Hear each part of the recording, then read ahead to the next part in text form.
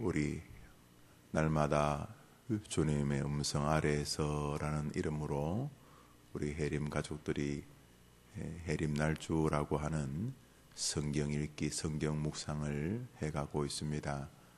늘 성경 가운데 우리가 살아야 되고 또 늘 성경을 읽어야 되는 것 당연합니다. 전통적으로 성경을 읽는 방식들은 창세기부터 계시록까지 하루에 몇 장씩 시간을 정해서 읽는 것이 됩니다.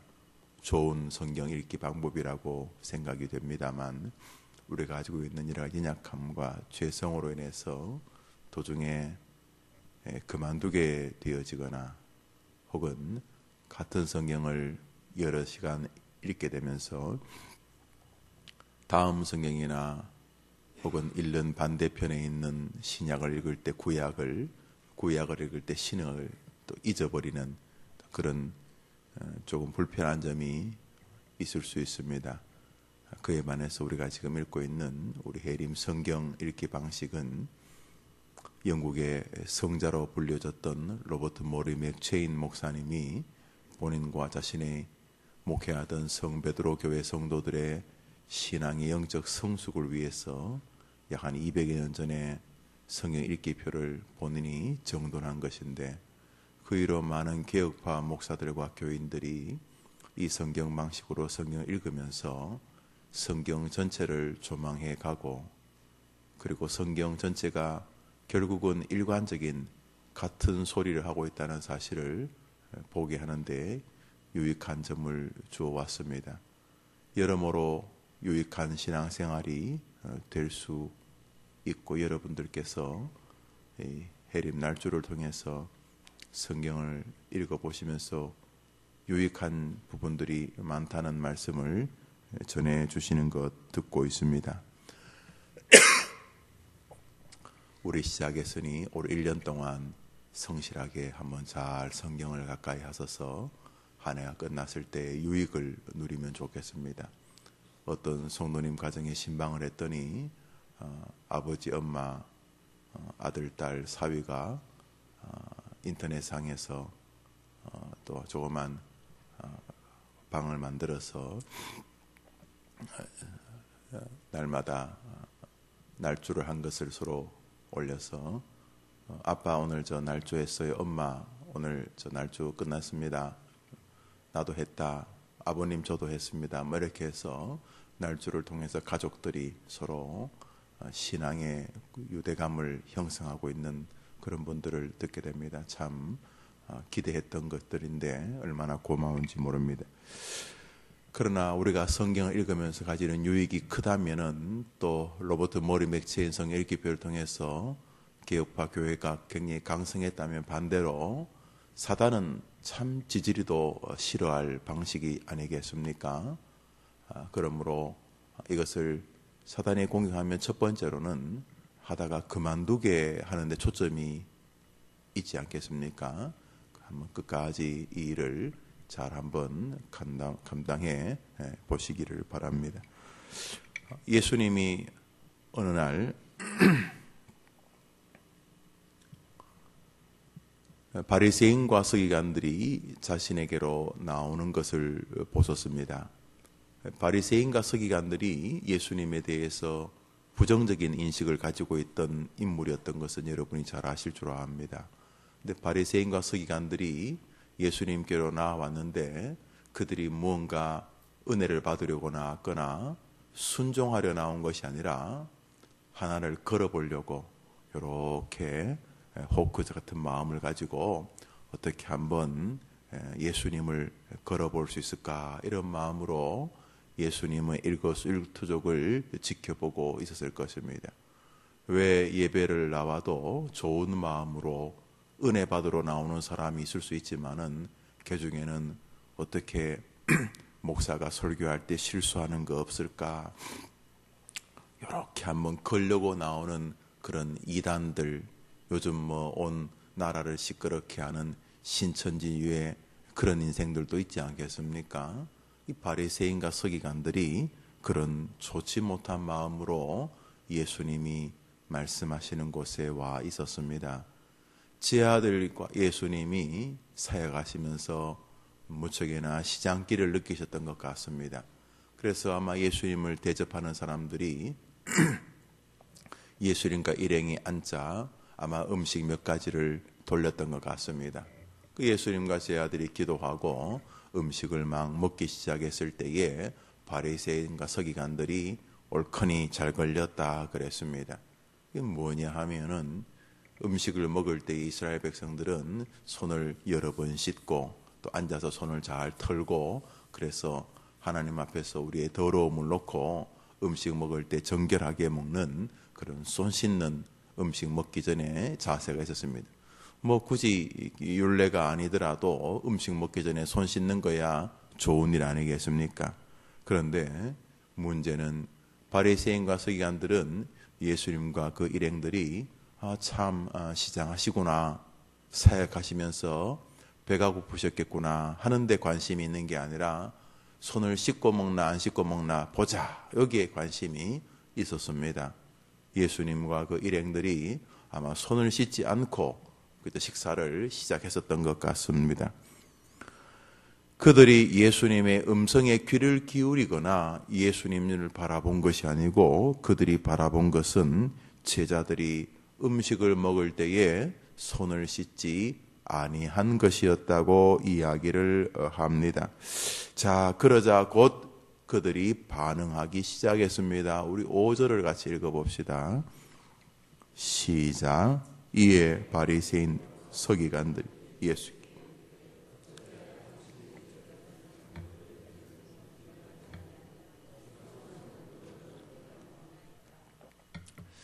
이 좋은 날 음식이라고 하는 것이 주는 화평과 즐거움과 감사라고 하는 의미는 사라지고 사람의 부족한 점을 공격하는 수단이 되었습니다. 그때 주님께서 하셨던 말씀인데요. 우리 6절 읽읍시다. 시작. 이르시되 이사야가 너희 외식하는 자에 대하여 잘 예언하였도다. 기록하였으되 이 백성이 입술로는 나를 공경하되 마음은 내게서 멀도다. 주님께서 이사야의 말씀을 인용하시면서 이 외식하는 자들아, 이 외식하는 자들아 이렇게 하시면서 너희들이 입술로는 여호와를 공경하는 것처럼 보이지만은 마음은 나에게서 멀도다 이렇게 말씀을 하셨습니다. 여기서 우리가 보는 이 참 불편한 에피소드에 주님의 관심이 분명하게 드러납니다. 주님의 관심은 바로 우리의 마음이라는 것입니다. 사랑을 해보셨을 줄 압니다. 마음이 없는 관계라고 하는 것이 얼마나 서글프다는 사실을 여러분이 아실 것입니다. 마음이 담기지 않는 연모라고 하는 것이 얼마나 허술하고 위태로운지도 여러분이 아실 것입니다. 살아가면서 부모가 자식에게 은혜를 받고 감사를 느끼는 것은 마음의 동의, 마음의 연결 아닙니까? 마음이 없는 상태의 모든 태도와 형식들이 서로가 얼마나 불편한 관계로 이어지는 것들입니까? 그보다 훨씬 더 강력하게 우리들의 마음을 원하시는 분이 하나님이십니다. 그러므로 성도의 믿음 생활은 이 마음의 전쟁, 정확히 말하면 하나님께로 마음이 가도록 하려는 몸부림입니다. 결국 믿음이 좋다는 말은 뭐 교회 일 몇 가지를 한다는 뜻이 아니라 하나님께로 마음이 온전히 가도록 애쓴다는 뜻이 되는 것입니다. 설교를 한다 이런 의미에서 하나님 앞에 성도들 앞에 설교를 한다. 훌륭한 설교라는 말은 설교에 뭐 어떤 학식이 잘 들어있다 의미라기보다는 하나님 앞에 마음이 전달되어지는 설교, 다시 말해서 회중들한테 설교할 때에 하나님 앞에, 회중들 앞에 그 온전한 마음이 전달되어지는 설교, 그 마음과 마음이 만나는 설교, 그 하나님께 영광의 마음이 돌려지는 설교가 훌륭한 설교인 것인 것. 여러분들의 믿음의 헌신도 마찬가지입니다. 우리 로마서를 한 절 보겠습니다. 로마서 7장입니다. 로마서 7장입니다.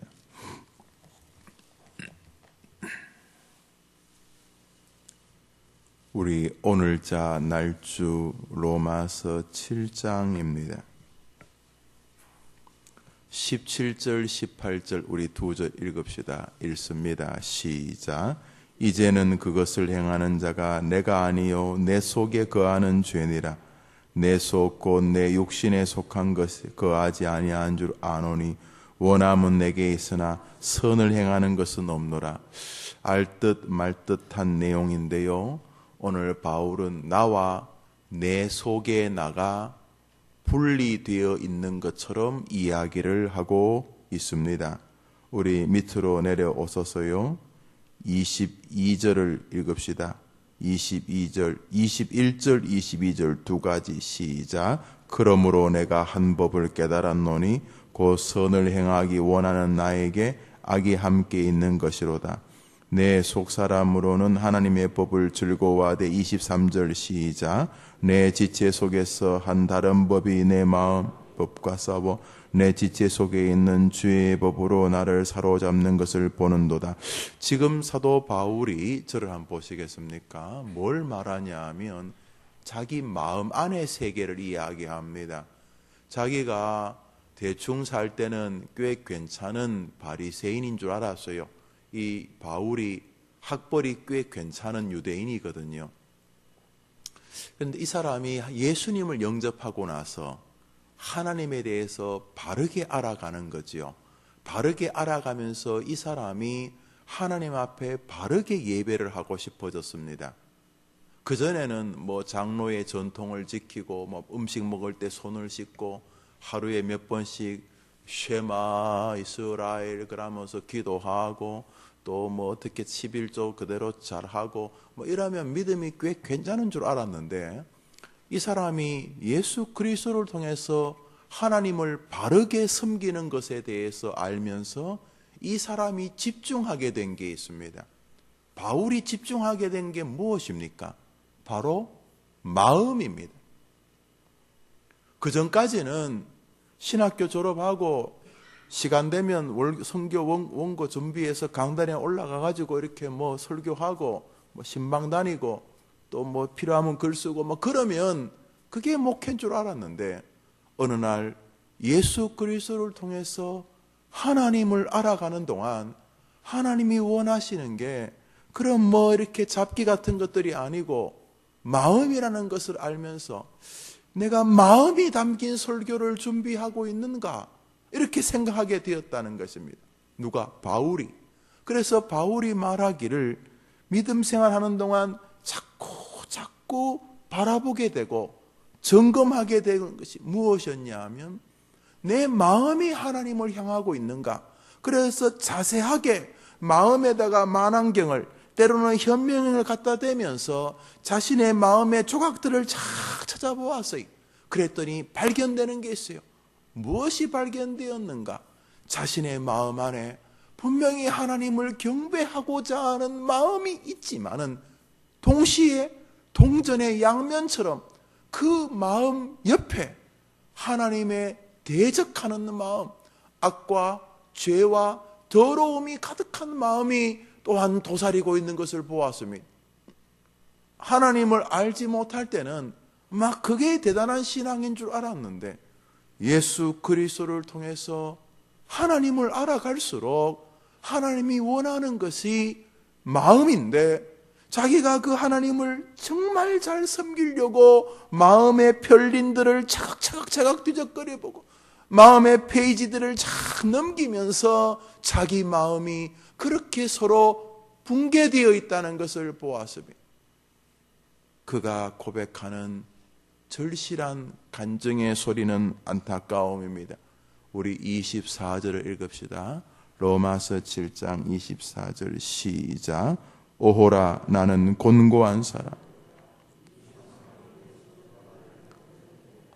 하나님 앞에 제대로 경배를 드려보려고 마음을 착 점검해 본 결과 자신의 마음이 초각이 나 있다는 것을 알게 되었습니다. 하나님의 법을 사모하는 마음이 있어서 그래서 다메섹 도상에서 주님 만나고 대단하게 된 줄 알았는데 가만히 자기를 조사해 보니까 아하, 하나님의 법을 사랑하는 게 없는 건 아니지만 때로는 그보다 훨씬 더 강력한 악이, 죄가, 저주가 자기 마음을 가득 붙잡고 있어서 도저히 하나님께 돌려드릴 만한 재물이 아니라는 사실을 알게 된 것입니다. 여러분, 이제 설이 되었으니까 시골에 계신 어른들에게 은사분들에게 선물을 하겠지. 선물을 하려고 무슨 과일을 한 박스 샀는데 배달하기 전에 한번 보았더니 과일이 앞은 그런데 뒤는 반이 다 썩었어요. 귤을 만져보니 귤이 손이 쑥 들어가도록 썩었고 사과도 시퍼렇게 탄저병으로 다 썩었어요. 아예 반은 괜찮으니까 선물하면 되겠습니까? 절반 도려내셔서 드세요. 우리가 그렇게 그런 사실을 알면 선물하기가 어렵겠지요. 하물며 하나님에게 경배를 드리려고 할 때에 흠이 있는 정도가 아니라 완전히 반은 다 썩은 것이라면 재물의 가치가 없는 것 아닙니까? 하나님은 마음을 원하시는데 마음이 절반 이상은 완전히 부셔져 버렸다는 사실을 바울이 알고 나서 내가 명색이 바울이고 사람들 앞에 복음을 전하는 인생인데 이야, 내 자체의 마음이 이 정도라니 너무너무 기가 막혀 안타까워하는 모습을 볼 때에 우리가 생각해 보는 것은 이 위대한 사도 바울도 하나님께 마음이 중요하다는 사실을 알았고 역설적으로 그 역시 마음이라고 하는 재물을 드리려고 했었다는 사실을 볼 수가 있습니다. 우리 마태복음으로 한 번 더 돌아가 봅시다. 마태복음 7장입니다. 마가복음입니다. 마가복음 7장입니다.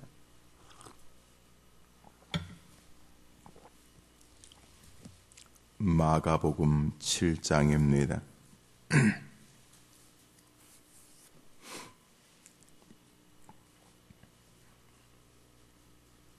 25절 한 여인을 보겠습니다. 25절 시작. 이에 더러운 귀신 들린 어린 딸을 둔 한 여자가 예수의 소문을 듣고 와 26절 27절 시작. 그 여자는 헬라인이요 수로보니게 족속이라 자기 딸에게 귀신 쫓아내어 주시기를 간구하거늘 예수께서 이르시되 배불리 먹게 할지니 자녀의 떡을 취하여 개들에게 던짐이 마땅치 아니한. 아시죠? 이 본문 수로보니게 여인이 귀신 들린 자기 딸 고쳐달라고 예수님께 와서 빕니다. 그랬더니 예수님이 사람 먹는 떡을 개한테 어떻게 주냐 하면서 무시하셨습니다. 야, 이 개야, 이런 말이죠. 야, 이건 참혹스러움입니다. 에라, 이 개야. 여러분들이 목사에게 은혜를 받으러 왔는데 목사가 개야, 그러면 여러분이 얼마나 모멸감을 갖겠습니까? 저는 장로 집사님 밖에는 안 만납니다. 저는 개한테 기도 안 합니다. 만일 제가 그랬다면 원수 안 되겠습니까? 예수님이 그랬습니다. 사람에게 주는 떡을 어떻게 개한테 주냐 그랬습니다. 이 여인은 자기 아이 때문에 마음이 다 부서진 여인 아니겠습니까? 자식이 아파 보셨습니까? 자식이 귀신 들려 보셨냐 말이죠. 얼마나 참혹스럽습니까? 예수님이 거기다가 마음을 더 갈기갈기 찢어 놓습니다. 나는 사람에게 은혜를 주지 개한테 은혜 안 준다. 이 이방 여자야, 이 말이 옳시다. 그랬더니 그 부서진 마음의 여인이 이렇게 말합니다. 28절입니다. 읽읍시다. 시작. 여자가 대답, 주여 올소이다. 상 아래 개들도 아이들이 먹던 부스러기를 먹나이다. 이야, 이 여인이 뭐라 그러냐 하면, 주여, 맞습니다. 그렇지만 개도 사람들이 먹다가 떨어지는 부스러기는 먹을 수 있지 않습니까? 주님, 주님의 좋은 것은 다 주님이 중요하다고 생각하시는 사람 주시고, 저는 주님이 가진 것 중에 쓰레기통에 버릴 부스러기 정도의 은혜면 됩니다. 이렇게 말했습니다. 29절 30절 시작. 예수께서 이르시되 이 말을 하였으니 돌아가라, 귀신이 내 딸에게서 나갔느니라 하시매 여자가 집에 돌아가 본즉 아이가 침상에 누웠고. 한번 따라합시다. 부서진 마음들은, 부족한 마음들은, 죄악된 마음들은 예수님을 영접하는 순간 은혜로 바뀌게 된다. 할렐루야. 이 여인이 완전히 마음과 몸이 부서졌지만은 그녀가 그 예수님의 짜투리 은혜만이라도, 예수님의 큰 은혜는 말할 것도 없고 예수님이 은혜의 짜투리 부스러기 은혜만이라도 임하시면 나는 살고 내 아이는 살 수 있습니다 하면서 예수의 은혜를 사모하는 순간 그녀의 부서진 마음에 회복의 은혜가 임하였습니다. 할렐루야, 할렐루야. 사랑하는 여러분, 시간이 조금 바쁩니다만 우리의 마음을 가지고 하나님께 영광을 돌릴 가능성은 제로입니다. 뭐 빌고 뭐 삼보일배하고 뭐 108번 뭐 3000번 절하고 무릎으로 계단을 기어 올라가고 뭐 밥을 안 먹고 그런다고 우리 하나님께 영광을 돌리기에는 우리는 완전히 부서졌습니다. 그런데 문제는 그 부서진 마음을 주님이 자꾸 원하시는 것입니다. 주님은 마음을 원하시기, 그런데 우리 마음은 죄가 가득하고 어떻게 해야 됩니까? 여기 거를 그대로 드려서는 희망이 없습니다. 오늘 이 여인의 마음, 부족하지만 예수의 은혜를 빌려와서 하나님께로 드리는 마음, 다시 말해서 내 마음에 예수님을 모시고 들어오는 마음. 주여, 나는 완전히 더러운 인간이니 예수의 은혜로 나를 불쌍히 여겨 주시옵소서. 주님이 도와주시지 아니하면 내 마음은 아무것도 꺼낼 것이 없으니 예수여, 예수여 나를 불쌍히 여겨 주시옵소서. 예수여, 짜투리 은혜라도 나를 도와주시옵소서. 예수님으로 한번 더 칠해진 마음만이 하나님께 제물이 되는 줄 믿으시기를 바랍니다. 그러니까 내가 착하고 내가 의롭고 내가 괜찮고 안 괜찮아 여러분. 우리 집안이 뼈대가 의미 없어요. 우리의 마음을 원하시는데 그 마음은 예수가 한번 담겨진 마음이어야지만 하나님께 제물이 되는 것입니다. 그러므로 오늘도 내가 생생한 거 드려서는 희망이 없고 오늘도 예수의 은혜를 기대하는 마음을 하나님께 드려야 되는 것입니다. 우리 로마서 다시 7장으로 돌아갑니다. 우리 한 절 읽고 마칩시다. 25절입니다. 로마서 7장 25절